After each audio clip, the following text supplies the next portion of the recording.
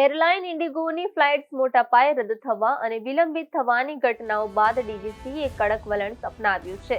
સમગ્ર દેશના એરપોર્ટ પર ફ્લાઇટ્સ રદ થવાને કારણે અફરાતફરીનો માહોલ સર્જાયો છે, જેના પગલે ડીજીસીએ ઇન્ડિગોના વરિષ્ઠ અધિકારીઓને તાત્કાલિક બેઠક માટે બોલાવ્યા છે. બુધવારે ઇન્ડિગોની 100થી વધુ ફ્લાઇટ્સ રદ થઈ હતી, જ્યારે અનેક સેવાઓ કલાકો સુધી વિલંબિત થઈ હતી. ત્યારે આજે પણ 150થી વધુ ફ્લાઇટો કેન્સલ કરાયાની માહિતી મળી રહી છે. જોકે હજુ સુધી તેની કોઈ પુષ્ટિ થઈ શકી નથી, જેને કારણે યાત્રીઓ રજડી પડ્યા છે. આ ફ્લાઇટ કેન્સલ થવાનું કારણ પણ સામે આવ્યું નથી. ડીજીસીએ ઇન્ડિગોના ઉડાન સંચાલનમાં આવેલી અડચણોની તપાસ શરૂ કરી છે અને એરલાઇન પાસેથી વર્તમાન પરિસ્થિતિને કારણો સાથે ફ્લાઇટ્સ રદ થવા અને વિલંબ ઘટાડવાની વિગતવાર યોજના માંગી છે.